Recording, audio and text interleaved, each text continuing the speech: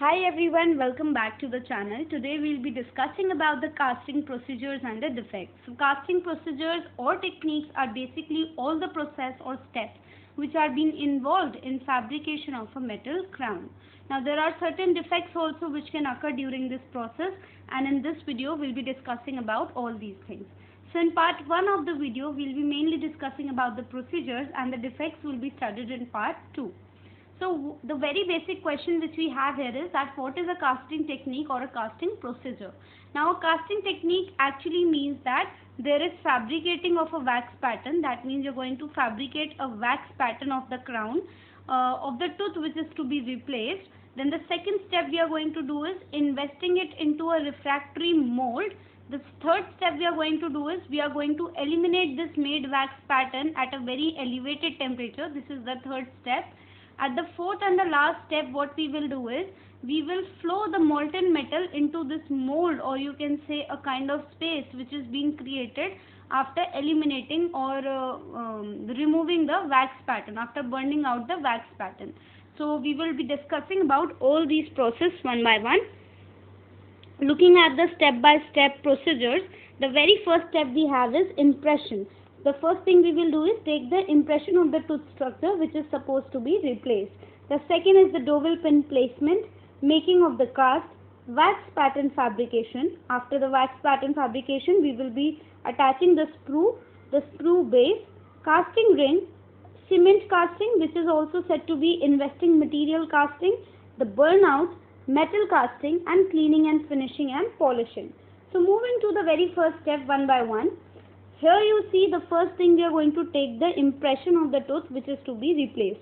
After you have taken the impression, you will be putting a dowel pin. Dowel pin is this kind of structure. You will be placing a dowel pin into the impression. This pin will actually help in attachment of the crown which we are going to make in future, the metal crown.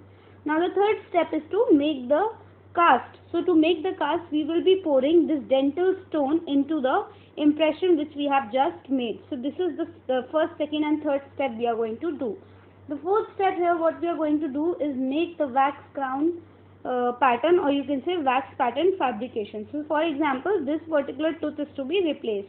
What will I do? I will take small increments of wax, and then I will start to fabricate similar wax pattern or similar wax crown as the original crown or the one which is to be replaced. You see every pit, fissure, groove, everything is so much similar to the original tooth, right? Everything is exactly similar to the tooth which is to be replaced. So you have to keep in mind, whenever you are fabricating a wax pattern, every feature of that tooth, of that wax pattern should be similar to the tooth. After making the wax pattern, the next thing we are going to do is sprue attachment. Now you see this yellow kind of structure here is said to be a sprue. Now what is a sprue? A sprue is basically a channel, or you can say a pathway, which will allow the flow of molten metal into the chamber. So in future you will see that after this wax pattern is being removed, there is a space which will get created, and the molten metal will flow through this sprue to form the metal crown. So this is the first role, that it is going to act as a channel for entry of the molten alloy or the molten metal. Another feature or another role of this sprue here is that it can help in flow of the wax at the time of burnout. जैसे यहाँ पर आपका metal flow कर अंदर आएगा, even the wax needs something or a passage to move out of there. Like at the time of burnout, your wax needs a path through which it can move out of the ring. So this is going to act in both the ways. The sprue will act also as a channel for the molten alloy. It will also act as a passage for the wax at the time of burnout. The next step we have, okay, before we move forward, there are few things which are very important on aspect of a sprue to be kept in mind. The first thing is that the sprue should be large enough so that it remains open till the end of the procedure. So the length should be large enough so that till the end of the procedure it is there. It should be small in size so that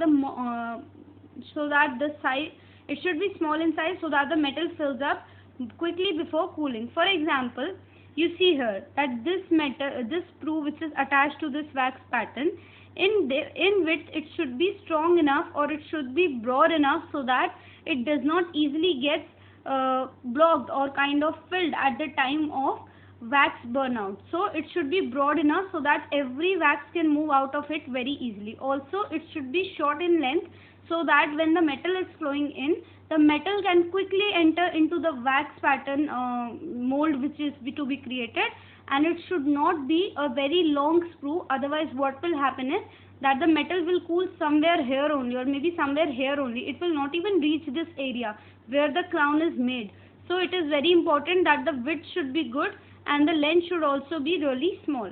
So if you see, the actual sprue length is supposed to be 5 to 6 centimeter. At the same time the width can be 3 to 4 mm. The length is 5 to 6 mm and width is 3 to 4 mm. The next thing we hear is, after we are done with the sprue attachment, we will be moving to the ring liner placement and the cellulose lining. So firstly you need to see, these are the ring liners. These metal structures you see, these are said to be the ring liners, and this silicone structure which you are looking here is known as a crucible former. So crucible former can be said as a base, whereas a ring liner can be said something which will be covering the circumference. Like in the next figure you can see that this is the wax pattern you made, this is the sprue you attached, and now this is the crucible former. With the help of molten wax you will attach the sprue to the crucible former base. Okay, then this kind of structure will be made. The next thing you will do is, you will take this ring liner and you will place this ring liner here. This grey portion here is the ring liner. So we have placed the ring liner at the base of the crucible former.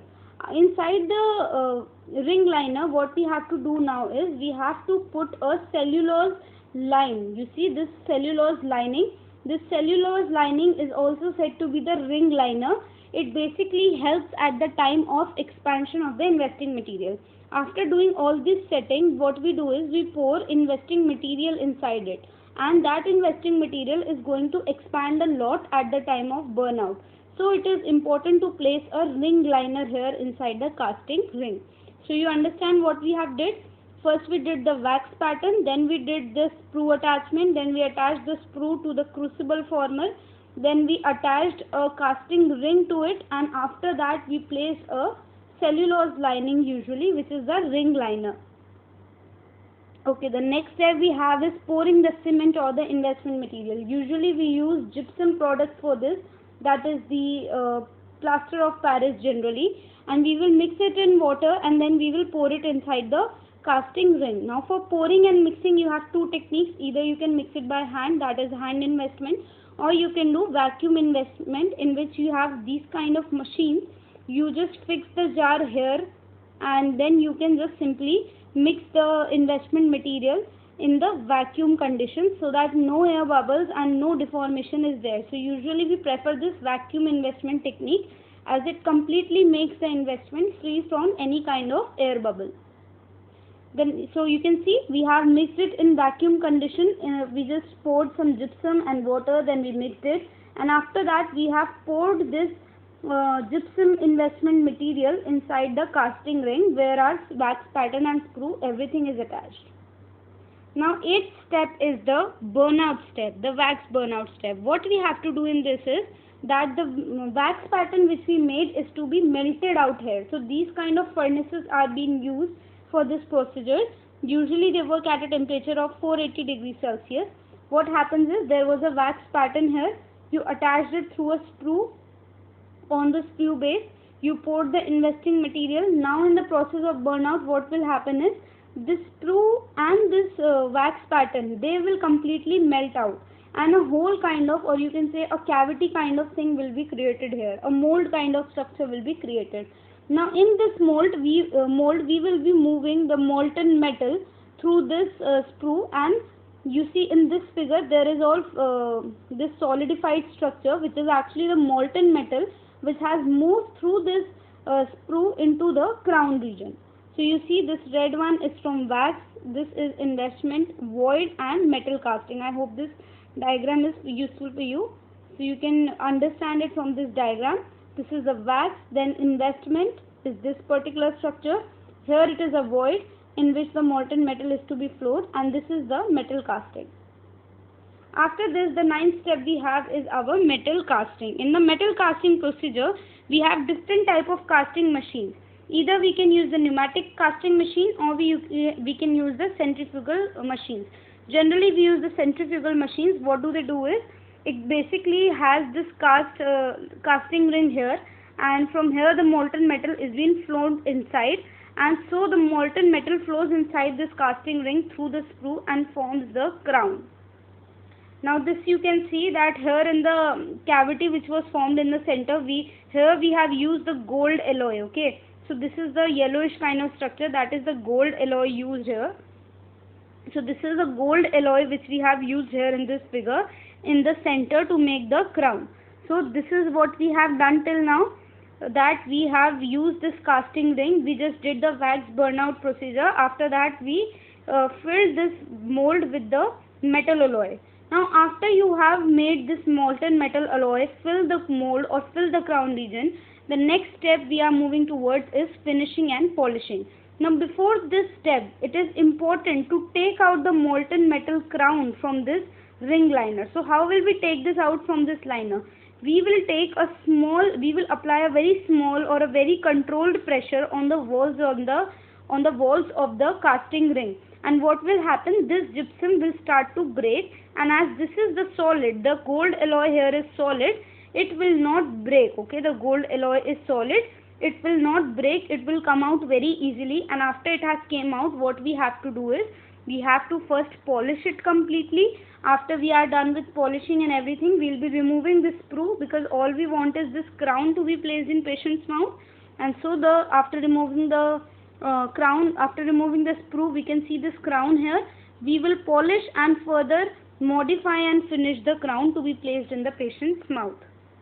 So you can see there are different kind of polishing and cleaning burrs which are available in market. Through these burrs you can simply manifest or kind of polish the burrs like this. You see in this figure there are these crowns which are being polished, and they are so shiny now. Now they are completely ready to be placed in the patient's mouth. So this is the final crown which you get after every process of finishing, polishing. You see this is exactly same to the wax pattern which we have fabricated. So it is very important that the wax pattern should be very accurate, because if the wax pattern is not accurate, the metal crown which you are making or casting is not going to be accurate. So I hope we can just give it a quick revision to the steps which we saw. The first step we had here was, we did the impression, we did the dowel pin placement, making of the cast, wax pattern fabrication, sprue attachment, sprue base, casting ring, cement casting, or you can say the pouring of investment material, the burnout, metal casting, and the cleaning and finishing and polishing. These were all the steps we discussed and the procedures. If you like the video, please hit the like button, share the video with your friends, and also subscribe to my channel. For casting defects, please refer to the part 2 of the video. Thank you.